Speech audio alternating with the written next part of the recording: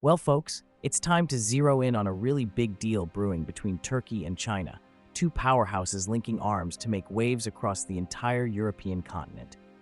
You heard me right. This isn't just any partnership, it's a game changer.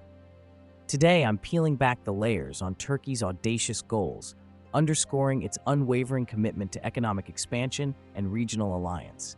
We're not just talking business as usual. We're talking about setting the stage for Turkey to become a linchpin in global trade, hand in hand with China. Now, let's cut to the chase and delve into something that's got the trade world buzzing: the Middle Corridor, or as the big shots call it, the Trans-Caspian International Transport Route.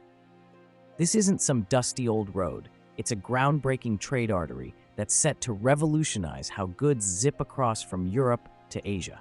Imagine a route threading through Azerbaijan, Georgia, and Kazakhstan, slashing miles and cutting costs, making it a stellar alternative to the choked-up maritime paths we're all tired of hearing about. And here's the kicker. This corridor is about 3,000 miles shorter than its northern cousin. What does that mean for you and me? Faster deliveries, lower shipping costs, and a whole lot of economic perks. But Turkey's not just throwing a dart on a map and hoping for the best. Under the leadership of President Recep Tayyip Erdogan, they're on a mission to triple the trade volume through this corridor by 2030. That's right, triple. Turkey is all in, pumping serious dough into infrastructure to grease the wheels of this trade machine. They're setting the table not just for themselves, but for the whole region, aiming to stitch stability and prosperity right into the fabric of Eurasia. Stay tuned as we unravel how this bold move by Turkey and China is poised to send shockwaves through Europe's economy and beyond, transforming the trade landscape in ways we can hardly imagine. So, buckle up, because this ride is just getting started. All right, folks, let's dig into why the Middle Corridor isn't just another trade route, but a monumental shift in global logistics that deserves our full attention. First off, think about speed and efficiency. This is where the Middle Corridor is hitting a home run. It's revolutionizing how quickly products move across continents. In a world where time is money, this corridor helps businesses deliver their goods faster than ever, which is a huge plus in today's ultra-competitive market. But here's where it gets even better. As the volume of shipments increases, countries dotted along this route stand to make a pretty penny in transit fees. That's money that can be reinvested into their own economies, boosting infrastructure and fueling a cycle of growth that benefits everyone involved. It's a win-win situation, folks. More trade, more money, more development. And let's not overlook the strategic access this corridor provides to entirely new markets in Central Asia and the South Caucasus. This opens up a whole new playing field for businesses looking to expand, offering untapped opportunities and the potential for lucrative partnerships.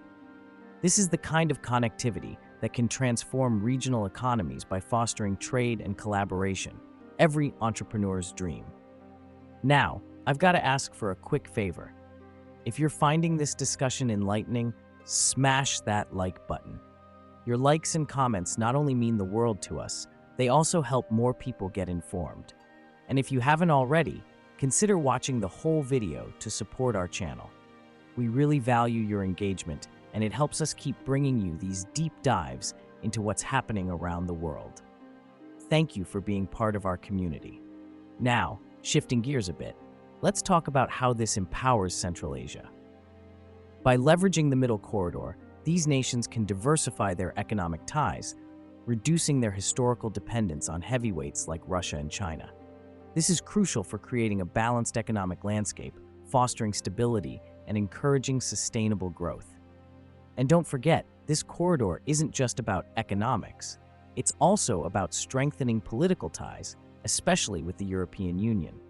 By boosting economic cooperation between Turkey and the EU, both sides benefit from increased trade, collaboration, and a strengthened strategic relationship. It's about building bridges in a world that too often focuses on building walls. Lastly, in an era where geopolitical tensions can disrupt traditional trade routes at the drop of a hat, the Middle Corridor offers a vital alternative. It's a strategic lifeline that provides security and resilience, ensuring that trade can continue smoothly regardless of global upheavals. Folks, buckle up because we're talking about a major league play here.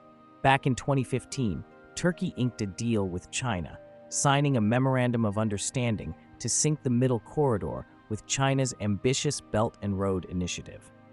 This isn't just some paper agreement, it's a powerhouse partnership designed to ramp up infrastructure and streamline the flow of goods between Asia and Europe. Fast forward to just last June, and we see Turkish Foreign Minister Hakan Fidan jetting off to China, putting in the face time to strengthen these economic ties. It's crystal clear, Turkey is dead serious about making the Middle Corridor a major player on the world stage. Now, let's not sidestep the crucial role of the private sector in this grand plan. The success of the Middle Corridor hinges on robust public-private partnerships that drive infrastructure projects and optimize logistics. Turkish companies are not just participating, they're leading the charge, investing in key logistics and customs management to ensure the corridor runs like a well-oiled machine. We're seeing hefty investments in developing ports, expanding highways, and building state-of-the-art logistics centers along the corridor. This isn't just about pumping money into concrete and steel, it's about igniting economic growth, sparking innovation, and creating valuable job opportunities, a real boon for everyone involved. As we pump up the trade volume through this corridor, it's crucial to address the environmental and social impacts. With increased freight traffic, concerns about pollution and environmental degradation come to the forefront. But here's the good news. Turkey is not turning a blind eye to these challenges. They're committed to sustainable practices, exploring innovative ways to reduce the ecological footprint while still boosting economic growth. On the social front, the potential is enormous. The Middle Corridor promises to open up job opportunities and improve access to essential services like markets, healthcare, and education for local communities. But let's be clear, this needs to be a careful balancing act to ensure that the rapid development uplifts rather than displaces local communities. And let's zoom out to the bigger picture. Turkey is actively strengthening international partnerships to turbocharge the Middle Corridor. Key players like Kazakhstan and Uzbekistan are pivotal to this initiative. Remember August 2022? Leaders from Turkey, Uzbekistan, and Azerbaijan sat down in Tashkent to hash out details on trilateral cooperation. These discussions are vital for syncing efforts and ensuring that all stakeholders are pulling in the same direction. Kazakhstan, for instance, is doubling down on enhancing its maritime infrastructure, particularly at the Aktau and Kurik ports. With the ambitious Sarja project, they're looking to skyrocket Aktau's capacity by more than 500% by 2025. This expansion isn't just about numbers. It's setting the stage for a surge in cargo traffic and container shipping, which will crank up the Middle Corridor's efficiency to whole new levels. All right, folks, let's take a quick dive into how the Middle Corridor is making waves compared to other heavyweight transport routes like the Northern Corridor and the International North-South Transport Corridor. Each of these routes has its own strengths and weaknesses, but the Middle Corridor? It's got a few tricks up its sleeve with its strategic partnerships and its knack for cutting distances down to size. But let me tell you, it's not all a walk in the park. There are some real challenges on this path. We're talking about operational inefficiencies and some aging infrastructure that need a serious facelift. Experts are throwing around a hefty figure, about $18.5 billion needed to spruce up the facilities and crank the efficiency dial to max. This is where the power of teamwork comes into play. Governments, businesses, and international organizations need to pull together to smooth out these rough patches. Now here's a hot topic: Turkey's play to transform into a regional energy hub. By beefing up its energy infrastructure, Turkey isn't just aiming for the big leagues. It's setting up to change the game for its neighbors who are looking to dial down their reliance on traditional powerhouses like Russia and Iran. This move could redefine energy dynamics in the region, making the Middle Corridor a linchpin in boosting Europe's energy security. A smart play with perks all around. But let's not sugarcoat it. There are hurdles. Think idle ports and clunky old rail lines slowing things down. Take, for example, the logistical gymnastics of moving oil from Kazakhstan through Iran. These are the kinds of kinks that need ironing out if the middle corridor is going to live up to its potential. To get past these snags, there's got to be some serious cash and cooperation, especially with power players like China and the EU, to ensure the middle corridor isn't just another route, but a sustainable, integral part of the global supply chain. So, wrapping this up, Turkey's bold ambition to triple trade via the middle corridor by 2030 isn't just talk. It's a testament to their commitment to ramp up the economy and enhance regional cooperation.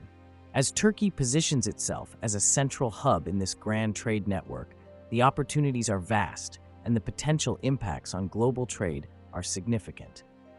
Now, I want to hear from you. What's your take on Turkey and China teaming up? Do you think this partnership could change the game for trade in Europe? Drop your thoughts in the comments below. Thanks for tuning in, and make sure to catch our next episode where we keep diving deep into the world of global trade dynamics.